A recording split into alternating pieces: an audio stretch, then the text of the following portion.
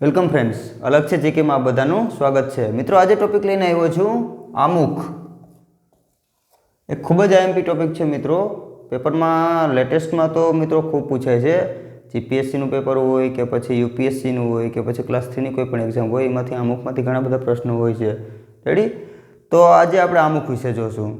આમુખમાં મિત્રો આપણે જો જોઈએ ને તો 13 ડિસેમ્બર 1946 તારીખ યાદ રાખજો મિત્રો। 13 ડિસેમ્બર 1946માં જવાહરલાલ નહેરુએ એક ઉદ્દેશ્ય પ્રસ્તાવ સંવિધાન સભામાં રજૂ કર્યો હતો।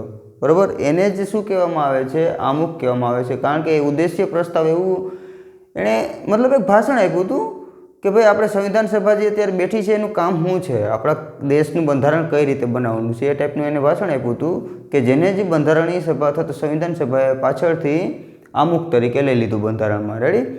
તો શરૂઆત ત્યાંથી છે કે ભાઈ 13 ડિસેમ્બર 1946માં જવાહરલાલ નહેરુ દ્વારા જે ઉદ્દેશ્ય પ્રસ્તાવ રજૂ કરવામાં આવ્યો હતો એને જ આમુખ કહેવામાં આવે છે। આમુખ પ્રસ્તાવના પ્રીએમ્બલ તમે જે કહો એ। ઓકે? હવે મિત્રો સુપ્રીમ કોર્ટે આપણા દેશની સુપ્રીમ કોર્ટે એવું કીધું છે કે આમુખ છે ને એ બંધારણનું અર્થઘટન કરવાની ચાવી છે। મતલબ કે જ્યારે પણ સુપ્રીમ કોર્ટને કોઈ એવો કેસ આવે કે જેમાં એનો કોઈ એક શબ્દ હોય કે કોઈ એનો અર્થ સ્પષ્ટ ના થઈ શકતો હોય તો સુપ્રીમ કોર્ટ શું કરશે? આમુખ ઉપર જશે।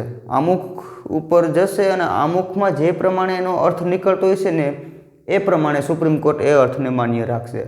મતલબ કે બંધારણનું જો અર્થઘટન કરવાનો કોઈ પણ ટોપિક ઊભો થાય, કોઈ વિવાદ ઊભો થાય અથવા તો કોઈ મુશ્કેલી ઊભી થાય તો આમુખથી એ સોલ્યુશન થશે। અને સુપ્રીમ કોર્ટે એવું પણ કીધું કે ભાઈ બંધારણીય જે ઘડવૈયા હતા ને, મતલબ જેને બંધારણ બનાવ્યું છે ને એના મનની ચાવી જો કોઈ હોય ને તો એ કોણ છે? આમુખ છે।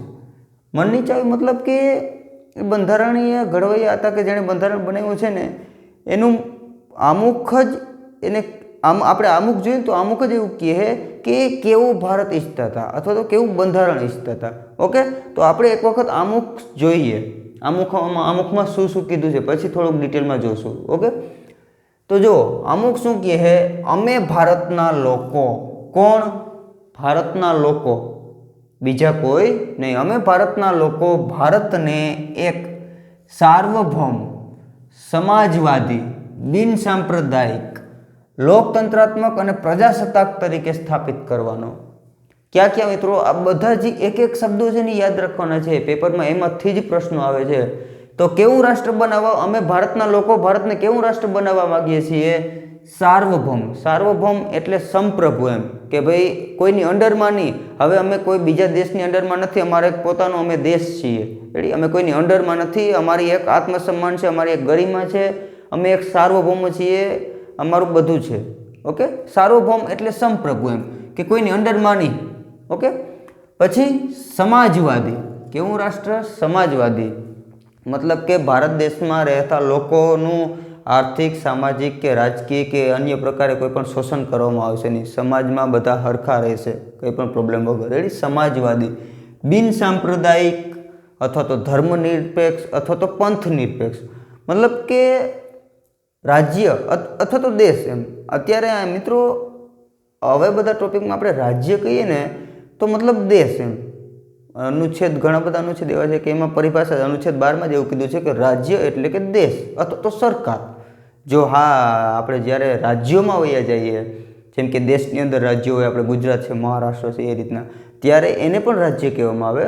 પણ જો અનુચ્છેદ 12 અન્વયે જોઈએ તો આપણા દેશને પણ રાજ્ય કહેવામાં આવે, રાજ્ય અથવા તો દેશ। ઓકે? તો શું? બિન સાંપ્રદાયિક એટલે દેશનો કોઈ ધર્મ નહીં હોય।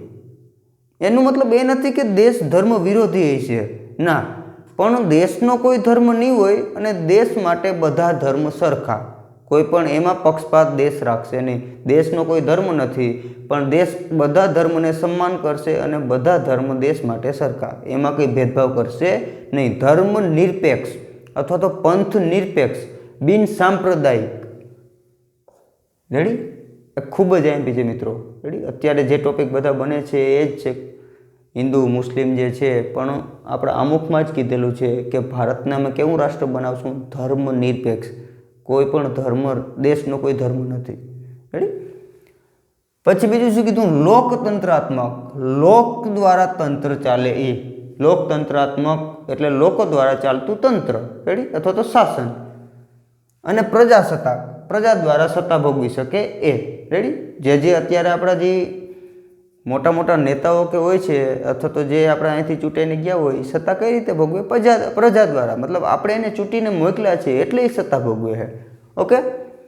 તરીકે સ્થાપિત કરવાનો તથા તેના બધા નાગરિકોને, જો ભારતને કેવું રાષ્ટ્ર બનાવવાનું છે? સાર્વભૌમ, સમાજવાદી, બિનસાંપ્રદાયિક, લોકતંત્રાત્મક, પ્રજાસત્તાક. અને એના જે બધા નાગરિકો છે એને અમુક અમુક આપવાનું છે. એ પેપરમાં ખૂબ પૂછાય, યાદ રાખજો. શું શું? તો કે તેના બધા નાગરિકોને સામાજિક, આર્થિક અને રાજકીય ન્યાય.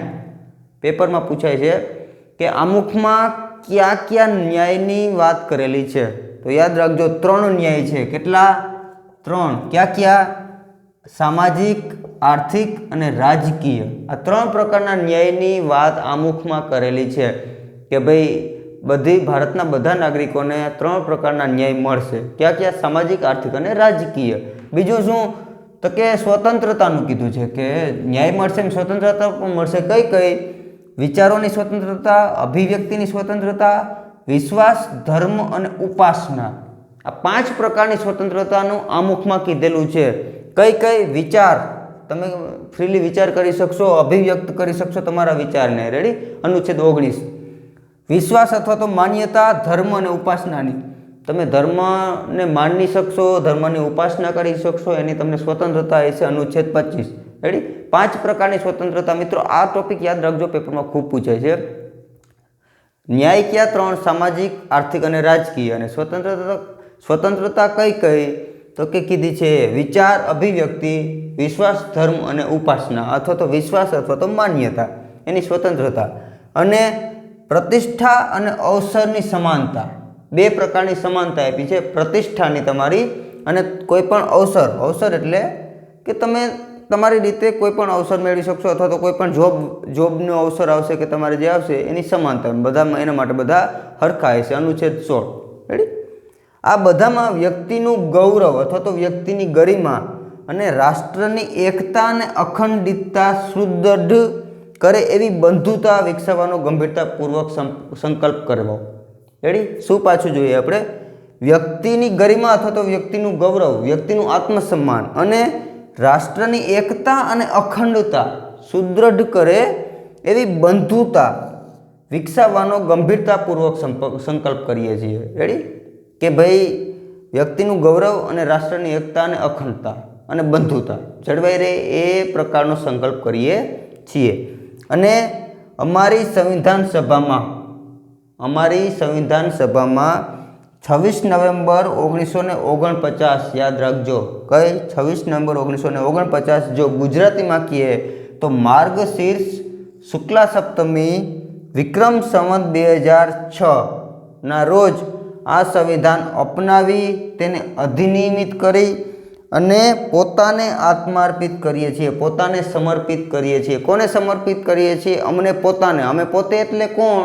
અમે ભારતના લોકો, રેડી. તો આમુખ છે એ ભારતના લોકો જ કહે છે, ભારતના લોકોનું જ છે, અને ભારતના લોકો જ એને અધિનિયમિત કરી અને પોતાને આત્માર્પિત અથવા તો સમર્પિત કરે છે. પેપરમાં પૂછાય છે કે આમુખ કોને સમર્પિત કરે છે, અથવા તો આમુખ કોના દ્વારા અધિનિયમિત થાય છે અથવા તો આત્માર્પિત થાય છે? ભારતના લોકો દ્વારા. એમાં ક્યાંય પણ સંવિધાન સભા નહીં આવે, અથવા તો ક્યાંય પણ એવું નહીં આવે કે ભાઈ નેતાઓ, શાસન કરતા લોકો, કંઈ નહીં. ભારતના લોકો, ચોખ્ખું લખ્યું જ છે. લોકતંત્રાત્મક અને પ્રજાસત્તાક, રેડી. તો યાદ રાખવાનું છે મિત્રો. આમાંથી જે ખાસ પૂછાય છે એવું છે ન્યાય. પેપરમાં પૂછે છે કયા 3 પ્રકારના ન્યાય, અથવા તો એમ કે ભાઈ આમુખમાં નીચેનામાંથી કયા પ્રકારના ન્યાયનો ઉલ્લેખ કરેલો છે, અથવા તો આમુખમાં નીચેનામાંથી કયા પ્રકારના ન્યાયનો ઉલ્લેખ કરેલ નથી. તો કયા 3 ન્યાય છે? સામાજિક, આર્થિક અને રાજકીય ન્યાય છે. સ્વતંત્રતા કઈ છે? વિચાર, અભિવ્યક્તિ, વિશ્વાસ, ધર્મ અને ઉપાસના, રેડી. એની સ્વતંત્રતા આપી છે. પ્રતિષ્ઠા અને અવસરની સમાનતા આપવામાં આવી છે. વ્યક્તિનું ગૌરવ અને રાષ્ટ્રની એકતા અને અખંડિતતા અને બંધુતાનો ગંભીરતાપૂર્વક સંકલ્પ કરેલો છે. 26 નવેમ્બર 1949 યાદ રાખજો મિત્રો. શા માટે? કારણ કે ત્યારે સંવિધાન સભાની છેલ્લી બેઠક મળી હતી. 284 અધ્યક્ષ સહિત 284 સદસ્યોએ બંધારણ ઉપર સહી કરી હતી અને ત્યારથી આપણે અપનાવેલું હતું. રેડી. અમલમાં 26 જાન્યુઆરી 1950થી અમલમાં આવ્યો હતો, પણ અપનાવી ક્યારથી લીધું હતું? 26 નવેમ્બર 1949માં. અને જો ગુજરાતીમાં કહીએ તો વિક્રમ સંવત 2006માં. રેડી. હવે મિત્રો અમુકનો પહેલાંથી જ અમુક વિવાદ આવે. રેડી. એ વિવાદમાં પણ પેપરમાં પૂછાય છે કે કઈ ટાઈપનો વિવાદ હતો, અથવા તો એવો પણ એક ટોપિક છે કે અમુક બંધારણનો ભાગ છે કે નહીં. રેડી. બંધારણમાં તો બંધારણ અનુચ્છેદ એ જ બધું આવે છે. અમુકને સૌથી છેલ્લે બંધારણમાં અપનાવવામાં આવ્યું. ઓકે. તો ઘણા બધા એવા વિવાદ થયા કે ભાઈ અમુક બંધારણનો ભાગ છે કે નહીં. તો એમાં પહેલો કેસ હતો મિત્રો, આ કેસ થોડાક યાદ રાખવાના છે, એના વિશે ડિટેલમાં તો પછી જોઉં. અત્યારે તો તમને ખાલી ઉપર છેલ્લું જ કહી દઉં છું. એક કેસ છે બેરુબારી કેસ. તમે નામ સાંભળ્યું જ હશે, બેરુબારી વિરુદ્ધ ભારત. બેરુબારી વિરુદ્ધ ભારત સંઘ 1960. મિત્રો યાદ રાખજો, હંમેશા કોઈ પણ કેસ હોય ને એ કયા મુદ્દા ઉપર છે અને કોઈની વિરુદ્ધમાં છે એના ઉપર હોય. મોસ્ટલી જો સરકારની વિરુદ્ધમાં હોય તો ભારત સંઘ અથવા તો યુનિયન. રેડી. તો એમાં બેરુબારી કેસ હતો. બેરુબારી કેસ મિત્રો, બેરુબારી એક જગ્યા છે, એક વિસ્તાર છે, બીજું કંઈ નથી. રેડી. એ જ્યારે 1960નો કિસ્સો છે, મતલબ કે 1960માં ભારત અને પાકિસ્તાન ત્યારે બાંગ્લાદેશ પણ પાકિસ્તાનમાં હતું, કારણ કે 1971નું યુદ્ધ થયું પછીથી બાંગ્લાદેશ નવો દેશ બન્યો. ત્યાં સુધી એ પૂર્વ પાકિસ્તાન કહેવાતું. તો પશ્ચિમ બંગાળ જે છે ને, પશ્ચિમ બંગાળ અને પૂર્વ પાકિસ્તાન અથવા તો અત્યારનું બાંગ્લાદેશ, એની સરહદ ઉપરનો એક વિસ્તાર છે બેરુબારી. ત્યારે જ્યારે ભારતના અને પાકિસ્તાનના ભાગલા પડ્યા, રેડક્લિફ નામના વ્યક્તિએ લાઈન દોરી. બરાબર. તો રેડક્લિફ નામના વ્યક્તિએ કહી દીધું કે ભાઈ બેરુબારી છે ને એ ભારતનો ભાગ છે, પણ એને લખ્યું નહીં ક્યાં, અથવા તો લખાણ કરીને ના કીધું કે બેરુબારી ક્ષેત્ર છે એ ભારતનું ક્ષેત્ર છે. અને એ જ કેસમાં એ જ ડખે ચડાવ્યું કે ને પાકિસ્તાને એવું કીધું કે ભાઈ બેરુબારી વિસ્તાર છે એ અમારો છે અને ભારત ખોટી રીતે એના ઉપર રાજ કરે છે. અને બેરુબારી વિસ્તારના જેટલા એ વિસ્તારમાં રહેતા લોકો છે ને, બધા મોસ્ટલી એની વસ્તી મુસલમાનની વધુ હતી. એટલે એણે વધુ કીધું કે ભાઈ આપણે બાંગ્લાદેશ છે, બાંગ્લાદેશમાં મોસ્ટલી મુસલમાન જ વસ્તી હતી. બરાબર. અને પશ્ચિમ બંગાળ હિન્દુ વસ્તી હતી. એના લીધે જે રીતના જ ભાગ કર્યા હતા. તો આ વિસ્તારમાં મુસલમાનની વસ્તુ વધી એટલે પાકિસ્તાને એમ કીધું કે ભાઈ આ ભારત ખોટી રીતે આના ઉપર શાસન કરે છે. એટલે ત્યારે પાકિસ્તાનના પ્રધાનમંત્રી હતા ફિરોઝ શાહ નૂન, એવા કરીને નૂન વ્યક્તિ હતા. રેડી. નામ હતું એનું ફિરોઝ શાહ નૂન. એના પ્રધાનમંત્રી હતા પાકિસ્તાનના. અને આપણા કોણ હતા? નહેરુ, જવાહરલાલ નહેરુ. એણે એક સંધિ કરી, એક સમજોતો કર્યો અને એવું કીધું કે ભાઈ અમુક જે બેરુબારી વિસ્તાર છે એનો અડધો વિસ્તાર હિન્દુસ્તાન રાખશે અથવા તો ભારત રાખશે અને અડધો વિસ્તાર પાકિસ્તાન રાખશે. એ રીતનો એક સમજોતો કર્યો. હવે પ્રોબ્લેમ એ થઈ કે એનો વિરોધ થવા માંડ્યો, કારણ કે સિમ્પલ વાત છે, ભારત દેશમાં જ અત્યાર સુધી હતા તો ત્યાંની પબ્લિક પણ ભારત તરફી જ હતી ને, મુસલમાન વસ્તી હતી પણ એ ભારત તરફ જ રહેવાની હતી, એટલે તો એ રહેતા હતા. તો એ લોકોએ વિરોધ કર્યો કે અમે ભારત તરફી રહીએ, તમે અમને શા માટે પાકિસ્તાનમાં નાખો છો, પૂર્વ પાકિસ્તાનમાં શા માટે આપો છો. ઓકે.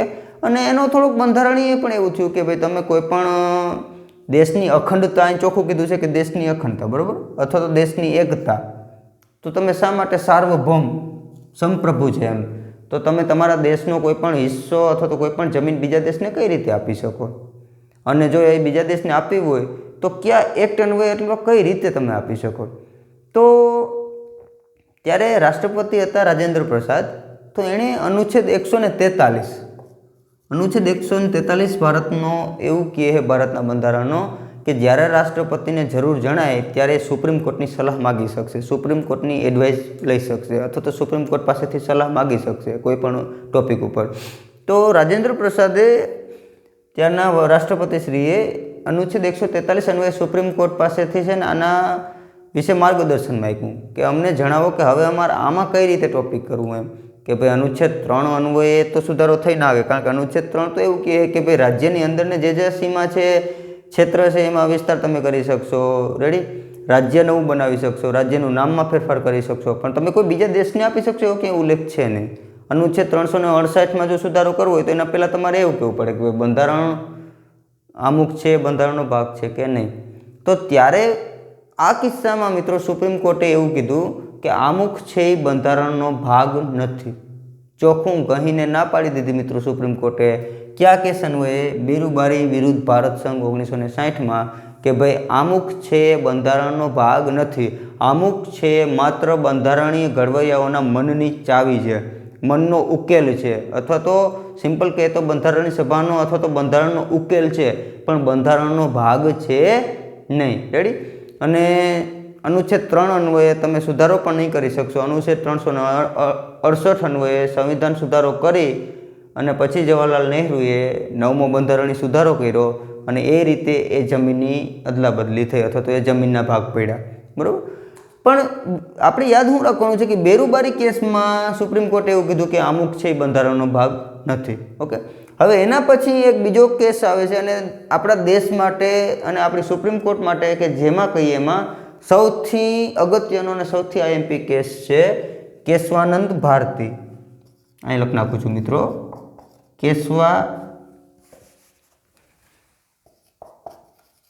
નામ બધાએ સાંભળ્યું જ હશે આ કેસનું. કેશવાનંદ ભારતી વિરુદ્ધ કેરળ રાજ્ય 1973. આ કેસ આવ્યો ને મિત્રો, આમાં સુપ્રીમ કોર્ટે એવું કીધું કે ભાઈ આમુખ છે બંધારણનો જ ભાગ છે. રેડી? પહેલાં સુપ્રીમ કોર્ટે જ આમાં બેરુબારીમાં એવું કીધું નથી. હવે આમાં સુપ્રીમ કોર્ટે જ એવું કીધું છે કેશવાનંદ ભારતી વિરુદ્ધ કેરળ રાજ્યમાં કે ભાઈ આમુખ છે બંધારણનો ભાગ છે અને આમુખમાં તમે અનુચ્છેદ 368 અન્વયે કોઈ પણ સુધારો કરી શકશો, પણ શરત એક જ, એના મૂળભૂત ઢાંચામાં કંઈ પણ ફેરફાર થવો જોઈએ નહીં. એના બેઝિક સ્ટ્રક્ચરમાં કંઈ પણ ફેરફાર તમે કરી શકશો નહીં. આમુખ બંધારણનો ભાગ છે, આમુખમાં તમે સુધારો પણ કરી શકશો, પણ એના મૂળભૂત ઢાંચામાં તમે કંઈ પણ ફેરફાર કરી શકશો નહીં. રેડી? એવું સુપ્રીમ કોર્ટે કેશવાનંદ ભારતી, અને કેશવાનંદ ભારતીનો કેસ છે એટલે જ મિત્રો ફેમસ છે કે એમાં સુપ્રીમ કોર્ટ એક નવો ટોપિક લઈને આવ્યું, મૂળભૂત ઢાંચો, બેઝિક સ્ટ્રક્ચર, કે જેના અન્વયે તમે કોઈ પણ જો સંસદ જો કોઈ પણ કાયદો બનાવે તો એ સુપ્રીમ કોર્ટને એક મળી ગયું એમ કે ભાઈ એ ભારતના મૂળભૂત બંધારણના ઢાંચાને નુકસાન કરે છે કે નહીં. જો શું નુકસાન કરતું હોય તો સુપ્રીમ કોર્ટ સીધો એને રિપીલ કરી શકે અથવા તો એને કેન્સલ કરી શકે કે ભાઈ આ મૂળભૂત ઢાંચાને ફેરફાર નહીં ચાલે. મૂળભૂત અધિકારો છે એ મૂળભૂત ઢાંચામાં જ રાખી દીધા એમ કે ભાઈ એમાં કંઈ ફેરફાર કરી શકશો નહીં. અને આ જેટલા ટોપિક છે મિત્રો બધા મૂળભૂત ઢાંચામાં રાખી દીધા. સાર્વભૌમ, સમાજવાદી, બિનસાંપ્રદાયિક, લોકતંત્રાત્મક, પ્રજાસત્તાક. રેડી? પછી સ્વતંત્રતા, સમાનતા, બંધુતા, રાષ્ટ્રની એકતા, અખંડતા, એ બધા બંધારણીય અથવા તો એના મૂળભૂત ઢાંચામાં નાખી દીધા, બેઝિક સ્ટ્રક્ચરમાં નાખી દીધા, મતલબ એમાં કંઈ ફેરફાર કરી શકશો નહીં. રેડી? એના પછી એક ત્રીજો કેસ આવ્યો મિત્રો, LIC વિરુદ્ધ ભારત સંઘ 1995માં. આ કદાચ એકાદા પેપરમાં પૂછાઈ ગયેલો, જીપીએસસીના જ એકાદા પેપરમાં પૂછાયેલો છે કે LIC વિરુદ્ધ ભારત સંઘ કઈ સાલમાં આવ્યો હતો? 1995માં. અને એમાં સુપ્રીમ કોર્ટે એવું કીધું કે ભાઈ આમુખ છે એ બંધારણનો ભાગ છે જ. રેડી? પણ આમુખને લઈને તમે કોર્ટમાં જઈ શકશો નહીં. રેડી? જેમ કે આપણે કેમ મૂળભૂત અધિકારો હોય, મૂળભૂત અધિકારોમાં આપણે કંઈ ઉલ્લંઘન થયું તો આપણે સીધા હાઈકોર્ટ કે સુપ્રીમ કોર્ટ જઈ શકીએ. રેડી? અનુચ્છેદ 32 કે અનુચ્છેદ 226 અન્વયે આપણે હાઈકોર્ટ કે સુપ્રીમ કોર્ટમાં જઈને કહી શકીએ કે ભાઈ મારા મૂળભૂત અધિકારોનું ઉલ્લંઘન થયું છે. નો ડાઉટ જો કટોકટી હોય તો વાત નથી, પણ જો રેગ્યુલર હોય તો આપણે જઈને કહી શકીએ કે ભાઈ મારા બંધારણીય અધિકારોનું, મૂળભૂત અધિકારોનું ઉલ્લંઘન થયું છે હાઈકોર્ટ કે સુપ્રીમ કોર્ટમાં જઈને. ઓકે? પણ આ LIC વર્સિસ ભારત સંઘ 1995 એમાં સુપ્રીમ કોર્ટે એવું કીધું કે આમુખ છે એ નો ડાઉટ બંધારણનો ભાગ છે. રેડી? પણ આમુખને લઈ અને તમે કોર્ટમાં નહીં જઈ શકો. રેડી? એ મતલબ ન્યાયાલય દ્વારા પ્રવર્તનીય નથી. અથવા તો જો કહીએ તો આમાં જ છે કે ભાઈ આર્થિક ન્યાય, અમુકમાં એવું લખ્યું છે કે આર્થિક ન્યાય ભારતના દરેક લોકોને મળશે. આર્થિક ન્યાય મતલબ કે મહિલાઓ અને પુરુષોને સમાન કામ માટે સમાન વેતન, એ આર્થિક ન્યાય થયો કહેવાય. બરાબર? હવે કોઈ જગ્યાએ નથી ચાલતું તો આ DPSPનો પણ મુદ્દો છે. રેડી?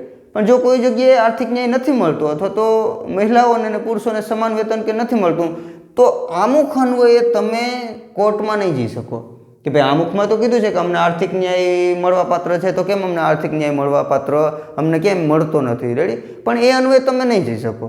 આમુખમાં કીધું છે બંધારણ, નો ડાઉટ આમુખ છે એ બંધારણનું અર્થઘટન કરવા માટે જરૂરી છે, પણ એના માટે તમે છે ને કોર્ટમાં નહીં જઈ શકો. જેમ કે રાજ્યનીતિના માર્ગદર્શક સિદ્ધાંતો અથવા તો રાજ્યના નીતિ નિર્દેશક તત્વો ડીપીએસપીમાં પણ એવું છે કે ડીપીએસપી છે એક રાજ્યને છે ને એક પ્રજા માટે કલ્યાણકારી રાજ્ય બનાવવાનું કહે છે, પણ એના અન્વયે તમે કોર્ટમાં જઈ શકશો નહીં. સેમ એ જ રીતે આમુખમાં પણ તમે આમુખ છે એ બંધારણનો ભાગ છે પણ કોર્ટમાં જઈ શકશો નહીં.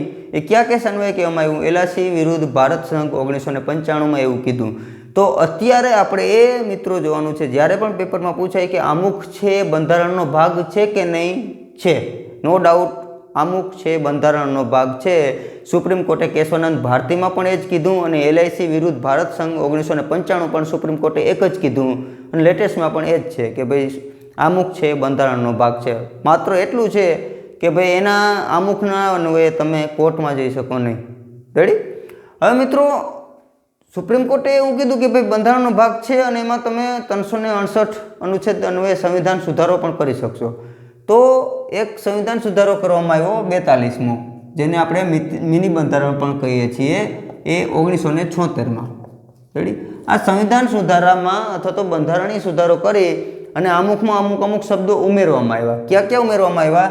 સમાજવાદી, બિન સાંપ્રદાયિક અને અખંડિતતા, 3 શબ્દો ઉમેરવામાં આવ્યા 42માં સુધારા 1976 અન્વયે. ક્યાં ક્યાં? સમાજવાદી, બિન સાંપ્રદાયિક અને અખંડિતતા. નો ડાઉટ કે આમાં આ શબ્દો ઉમેરાય, એનાથી કોઈ સુપ્રીમ કોર્ટને કોઈ ઇસ્યુ થવાનો હતો નહીં, કારણ કે આ મોસ્ટલી સુપ્રીમ કોર્ટે જ કીધું છે કે બેઝિક સ્ટ્રક્ચરમાં આવી શકે, એટલે કંઈ પ્રોબ્લેમ છે નહીં. અને સારા મતલબ આમાં કંઈ એવો ઇસ્યુ કે એવો ટોપિક જ નથી કે જેથી કોઈ પણ પ્રોબ્લેમ થાય, રેડી? સમાજવાદી છે, ધર્મનિરપેક્ષ અથવા તો બિન સાંપ્રદાયિકતા છે, દેશની અખંડિતતા જાળવવાની વાત છે, તો એમાં કોઈ વિરોધ પક્ષ હોય કે કોઈ પણ પક્ષ હોય એને કંઈ પ્રોબ્લેમ થવાની નહોતી. તો આ 3 શબ્દો ઉમેરવામાં આવ્યા. અને અત્યાર સુધીમાં મિત્રો આમુખમાં એક જ વખત બંધારણીય સુધારો થયો, એક જ વખત સુધારો કરવામાં આવ્યો, અને 42માં બંધારણીય સુધારા 1976 અન્વયે કરવામાં આવ્યો. એના પછી એકય સુધારો થયો નથી. અને જો મિત્રો બંધારણીય સુધારો મેં અખંડિતતા શબ્દ ઉમેરવાનો, પહેલાં શું હતું? રાષ્ટ્રની એકતા, અને પછી અખંડિતતા તો પછી ઉમેરવામાં આવ્યો. એટલે અત્યારે કહે છે કે રાષ્ટ્રની એકતા અને અખંડિતતા, પણ હકીકતમાં જ્યારે બંધારણ બન્યું આમુખ હતું ત્યારે રાષ્ટ્રની એકતા એવો શબ્દ હતો. યુપીએસસી પ્રિલિમ્સ 2021 જે હમણાં જ ગઈ 2021માં જ યુપીએસસીની, એમાં મિત્રો આ પ્રશ્ન પૂછેલો છે કે આમુખમાં જ્યારે બંધારણ બન્યું ત્યારે આમુખમાં નીચેનામાંથી કયા શબ્દો હતા? જ્યારે બંધારણ બન્યું ત્યારે. આ ફેરવવા તોડવા માટે તમે જો કન્ફ્યુઝ કરવા માટે શું છે કે ઓપ્શનમાં શું હતું? રાષ્ટ્રની એકતા. બીજું ઓપ્શન એવું હતું કે રાષ્ટ્રની એકતા અને અખંડિતતા, અને બીજા પણ ઓપ્શન હતા મિત્રો, મને યાદ નથી અત્યારે. તો એમાં જવાબ આવતો હતો કે રાષ્ટ્રની એકતા. શા માટે? જ્યારે આમુખ બન્યું, બંધારણમાં ઉમેરવામાં આવ્યું ત્યારે રાષ્ટ્રની એકતા એવો જ શબ્દ હતો, અખંડિતતા શબ્દ હતો નહીં, રેડી? તો યુપીએસસીમાં પણ મિત્રો અમુકમાંથી પ્રશ્ન પૂછાય છે, એટલે ખૂબ આઈએમપી છે, ધ્યાન રાખવાની બાબત છે. ઓકે, ક્યાં ક્યાં 42માં બંધારણીય સુધારા 1976 અન્વયે સમાજવાદી, બિન સાંપ્રદાયિક અને અખંડિતતા એ 3 શબ્દો ઉમેરવામાં આવ્યા, એટલું ધ્યાન રાખજો મિત્રો, બરોબર? ચાલો મિત્રો, આમુખમાંથી પ્રશ્ન પૂછાય છે તો એક વખત નિરાંતેથી વિડીયો જોઈ લેજો. કેસ યાદ રાખજો. બેરુબારી કેસમાં સુપ્રીમ કોર્ટે એવું કીધું કે ભાઈ આમુખ બંધારણનો ભાગ નથી. કેશવાનંદ ભારતી કેસ કે જે 13 જજોની બેન્ચ દ્વારા એનો ચુકાદો આપવામાં આવ્યો હતો, એમાં એવું કહેવામાં આવ્યું કે આમુખ બંધારણનો ભાગ છે, રેડી? અને એમાં બંધારણીય સુધારો પણ તમે કરી શકશો, રેડી? અનુચ્છેદ 368 અન્વયે, પણ એના મૂળભૂત ઢાંચામાં કંઈ ફેરફાર કરી શકશો નહીં. અને એના પછી એલઆઈસી વિરુદ્ધ ભારત સંઘ 1995માં પણ સુપ્રીમ કોર્ટે એવું જ કીધું કે ભાઈ આમુખ છે બંધારણનો ભાગ છે, પણ એ ન્યાયાલય દ્વારા પ્રવર્તનીય નથી. મતલબ કે આમુખને લીધે તમે આમુખની વાતોને લઈ અને આમુખમાં જે છે એને લઈ અને તમે ન્યાયાલયમાં નહીં જઈ શકો, કોર્ટમાં જઈ શકશો નહીં. આમુખ છે એ બંધારણનું અર્થઘટન કરવા માટે ખૂબ જ જરૂરી છે, રેડી, એટલું કહેવામાં આવ્યું. એટલે આ કેસ યાદ રાખજો. જો લેટેસ્ટમાં પેપરમાં પૂછાય કે આમુખ એ બંધારણનો ભાગ છે કે નહીં, નો ડાઉટ યસ, આમુખ એ બંધારણનો ભાગ છે જ. સુપ્રીમ કોર્ટે કીધેલું છે અને એ માન્ય છે જ. ઓકે, એટલે આમુખ એ બંધારણનો ભાગ છે. મિત્રો આ ટોપિક બધા યાદ રાખજો. ઓકે, ચાલો નવા વિડીયોમાં નવા ટોપિક સાથે મળશું. ત્યાં સુધી તૈયારી ચાલુ રાખજો, વાંચતા રહેજો, હસતા રહેજો. ઓકે, ચાલો.